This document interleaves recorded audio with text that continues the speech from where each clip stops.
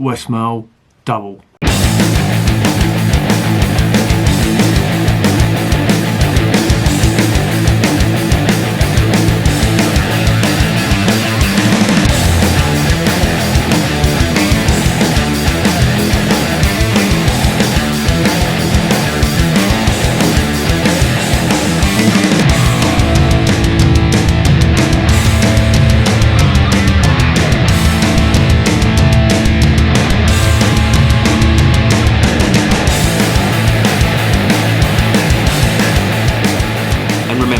Life is too short to be drinking shitty beer. Welcome to another edition of Bands, Bikes and Booze Reviews. I've got one here today that another one that I thought I'd reviewed, and I obviously haven't, and I think it needs reviewing because this is a really special one. This, of course, is Westmalle Trappist Dubbel. Now, there's a pub down the road that actually sells this, and I make a point every time I go in there. First thing I order is one of these. It just sets you up for the night. You know, you get a little warm buzz, and then anything after that is just a bonus. But I love this stuff. I've had this on draft in Bruges. Had quite a few of them actually, and I absolutely love this stuff. And as I say, I thought I'd reviewed it, but I haven't. So I'm going to do it tonight. A little bit about the Westmalle Brewery. Naturally, it's from Westmalle, as they say in Belgium. It is a double, which is a style of Belgian beer. It's brewed in a monastery, but most of the people that brew it are actually not monks. I think there's about, 20 monks or something, and all the rest, there's about 40 or 50 people that work there. And they brew quite a lot of beer. You know, this is really popular, and you can get it over here as well, and all the online beer sellers sell it as well. And the reason they do is because it is fucking nice. Yeah, so as I say, I wouldn't say it's one of my favourites, but I always make a point of drinking them because I think it's really nice. And they do a triple as well, which again, another one I thought I'd reviewed and I hadn't, so I'm going to get hold of some of the triple and review that. But this is the double, this is the darker one. Being a Trappist beer, you get a special stamp, but you have to sort of fulfil certain criteria to get that. But they've got that.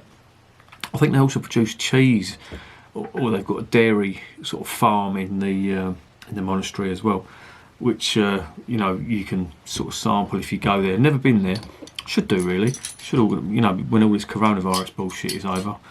You know, you don't realise, you think you'll go any time, and then all of a sudden it's taken away from you, and you think, oh fucking hell, yeah, maybe I should have went. Anyway, going completely rambling off here on a different topic. Let's see what is inside this bottle.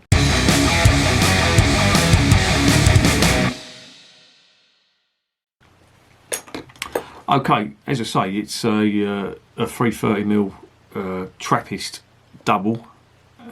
It's 7% in the alcohol volume.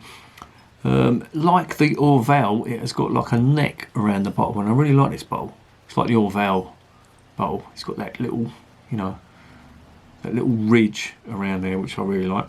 They've got the description in English. I'll just read it out to you in case you haven't tried this before. I'm sure most of you watching this have tried it. Let's just get what's on the side of the bottle. The dark reddish this dark reddish double is brewed within the walls of the Trappist Abbey on a small scale under the supervision of the monks.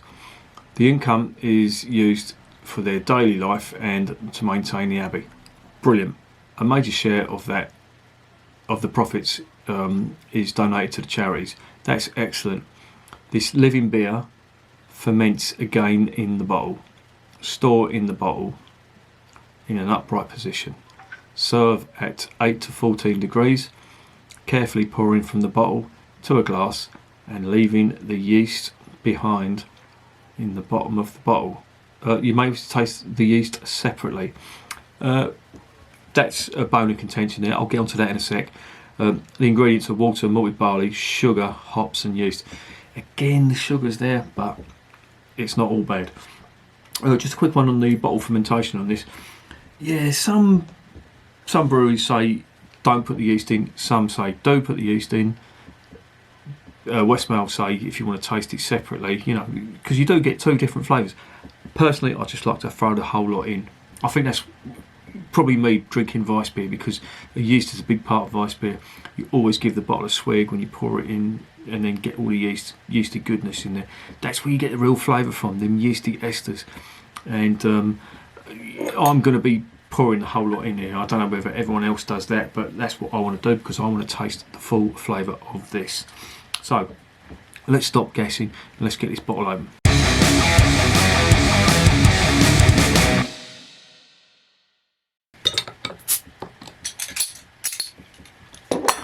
Right, ooh.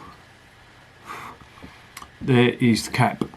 It has got the Westmalle logo on it, and it makes a big thing about the Trappist double there. Okay, there it goes into the glass. Before I go on any further, I've been doing a bit of DIY today, and I've put up this little shelf here at the back, and on this shelf I've got a collection of beer bottles. No doubt that was going to beer bottles. I've got a big collection of beer caps, which no doubt is going to grow over the coming months. I'll just put that back there. Let's get this into the glass. Before we do, let's see what's on the nose. Oh, that smells amazing. Big caramel and toffee malt. Yeasty goodness with a lot of spice. Some clove, black pepper, some banana coming from that as well. But it smells really good, it smells really rich. Not so much hoppy bitterness on that at all, it's just all about the malts and the yeasty spice. Sounds amazing. Let's get it into the glass.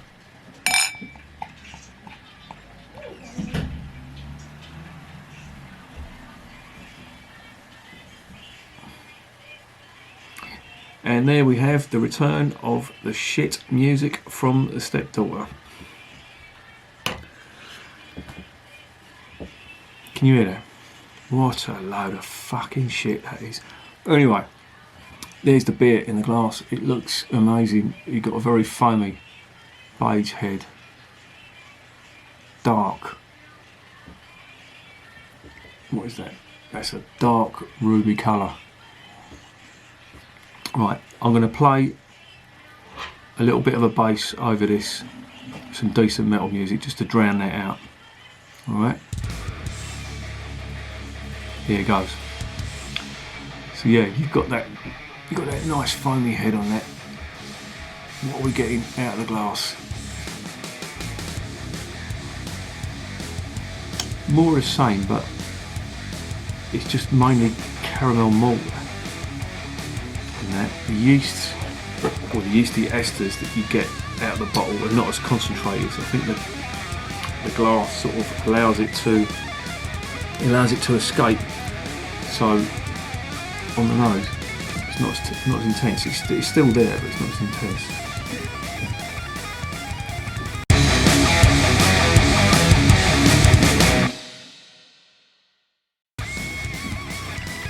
Right, let's get this down the hatch. Cheers.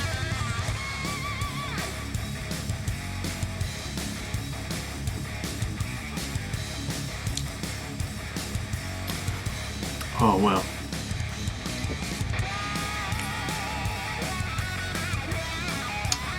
That's brilliant. I'm used to this, so I'm not trying to sort of feign like, oh wow, look at these flavours and all that. I've tried this so many times. As I say, I've drank it on draft in Belgium and all that, and it's amazing. It tastes typically Belgian. Really nice. A really good example of a double.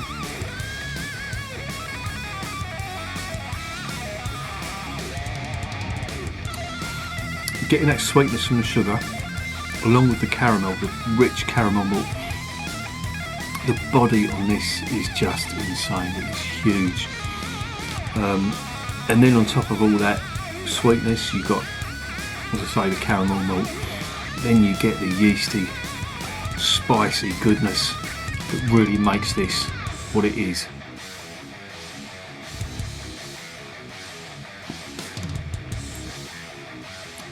You get sort of white pepper, clove, touch of coriander, some fruit on that as well. You get like a sort of orangey, zesty type fruit too. But all in all, it just tastes amazing.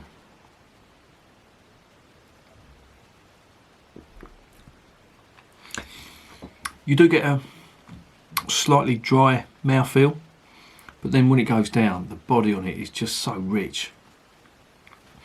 It just balances out absolutely perfectly.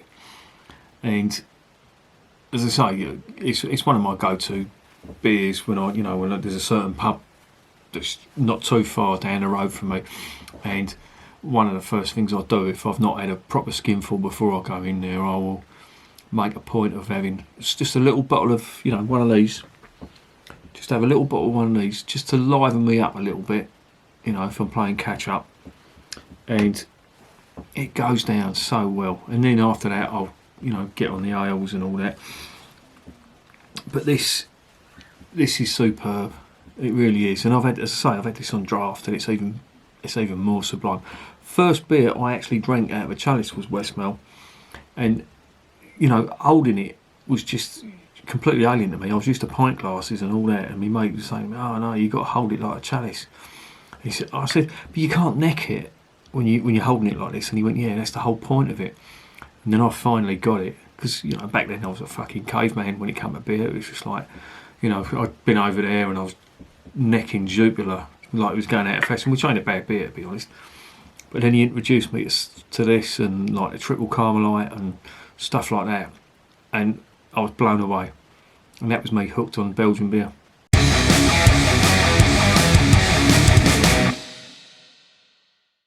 So what's the verdict? When I saw it available online, because so many online retailers haven't got it now because of all this coronavirus bullshit, I saw this and I thought, I've got to get this because I haven't reviewed it. I thought I had, and of course it's one of my go-to beers, and I love it. This just, well, for me anyway, it goes down superbly.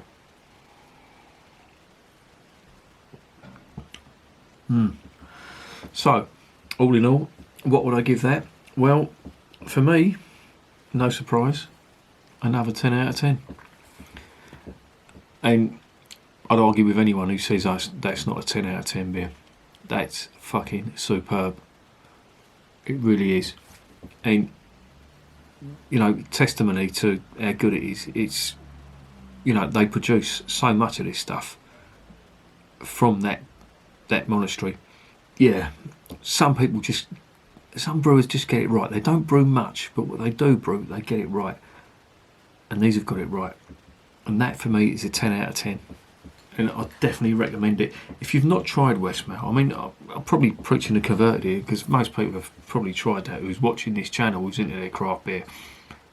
Surely they've tried that. If they haven't, and I'm being really presumptuous there, try some. You will not be disappointed. It is the archetypal Belgian double, and I love it, and I'm giving it a 10 out of 10.